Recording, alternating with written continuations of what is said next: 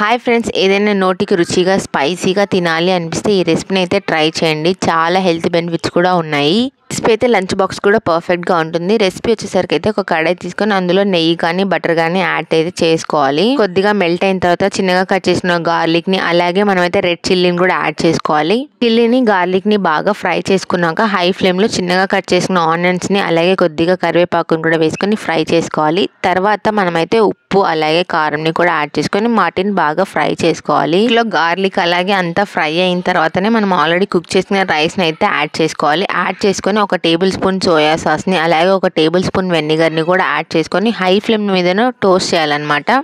High flame మీద toast చేసిన తర్వాత అయితే మనము కొద్దిగా అయితే పెప్పర్ పౌడర్ ని కూడా యాడ్ చేసుకోవాలి. పెప్పర్ పౌడర్ ని యాడ్ చేసుకున్న తర్వాత గార్లిక్ కొంచెం ఘాటుగా ఉంటుంది కాబట్టి షుగర్ ని కూడా ఒక టేబుల్ స్పూన్ అయితే యాడ్ చేసుకొని వీటన్నిటిని బాగా హై ఫ్లేమ్ మీద టోస్ట్ చేసుకోండి. హై ఫ్లేమ్ మీద టోస్ట్ చేసుకుంటే మన టేస్టీ గార్లిక్ ఫ్రైడ్ రైస్ అయితే రెడీ అయిపోతుంది. ఇది లంచ్ కి, ఈవినింగ్ డిన్నర్ కి పర్ఫెక్ట్ గా ఉంటుంది. అలాగే హెల్త్ బెనిఫిట్స్ కూడా చాలా ఉన్నాయి. వేడి వేడిగా సర్వ్ చేసుకుని తింటుంటే ఈ వర్షంలో చాలా బాగుంటుంది కదా. మీకు ఈ వీడియో నచ్చితే లైక్ చేయండి, షేర్ చేయండి. Don't forget to subscribe to my channel. Thanks for watching.